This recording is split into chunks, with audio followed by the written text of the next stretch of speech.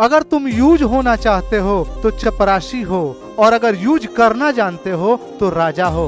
दुनिया में सिर्फ दो चीज होती है, या तो राजा बनो और या तो भिखारी बनो। भिखारी के पास अपनी कोई इज्जत नहीं होती। भिखारी के पास अपनी कोई इज्जत नहीं होती, जिसके चलते उससे कोई बोलता नहीं, क्योंकि उससे बोलने में लोग खुद को इंसल्ट महसूस करेंगे। और राजा से बोलने के लिए किसी के पास ताकत नहीं होती, क्योंकि राजा तो ऑलरेडी पावरफुल होता है।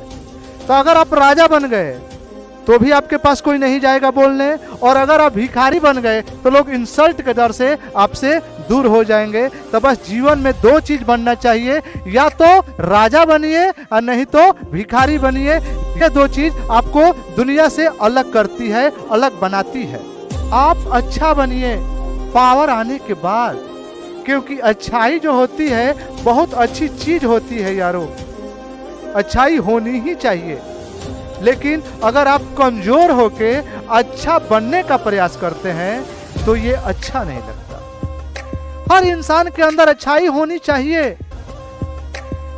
और अगर आपके अंदर बुराई है तो भी आप डरिए मत, आगे बढ़िए। मैं खास करके उन स्टूडेंटों से कहना चाहता हूं, उन छात्रों से करना चाहता हूं कि आप बदमाशी कीजिए। बदमाशी अच्छी चीज है। जब तक आप बदमाशी नहीं करेंगे तब तक आपको जीवन में ठोकर नहीं लगेगी, और जब तक आपके जीवन में ठोकर नहीं लगेगा, जब तक आप अपने जीवन में संघर्ष नहीं करेंगे, तो वो अच्छाई आपके अंदर नहीं आने वाली है।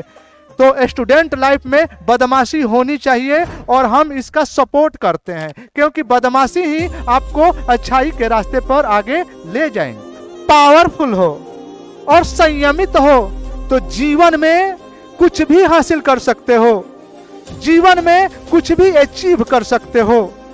शंकर जी भगवान क्यों हैं? क्योंकि उन्होंने अपने जीवन में हर चीज अचीव किया है। एक बार पार्वती जी उनसे बोली कि हमें भी रहने के लिए महल चाहिए। भगवान शिव ने उस महल को बनाने के लिए खुद कुबेर को बुला दिया। खुद विश्वकर्मा जी आए और उनका महल तैयार किए।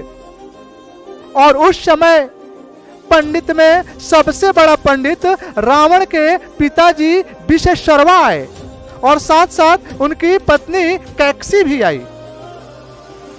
पूरा अच्छे तरह से पूजा हुआ, हवन हुआ। अंततो गत्वा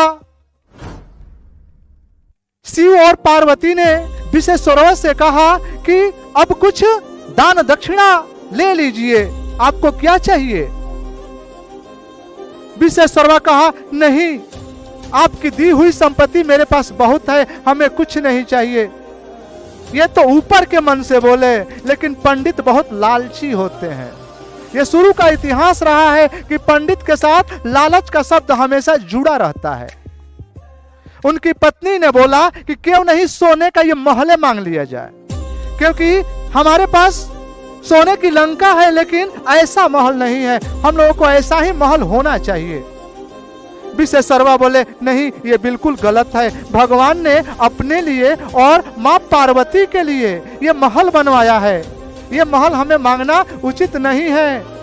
कैकसी बोली मांग लो, नहीं तो चलो तुमको घर बताते हैं।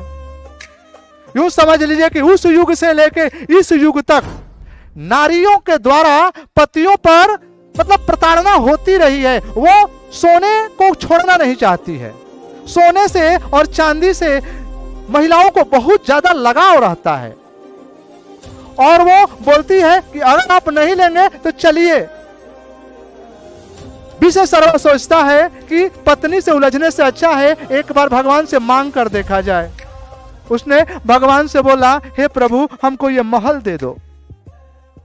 भगवान शिव मुस्कुराने लगे, अपनी पार्वती को देखने लगे। अब क्या किया जाए, ब्राह्मण देवता तो ये महल मांग रहे हैं। पार्वती और शिव दोनों ने उस महल को दान कर दिया।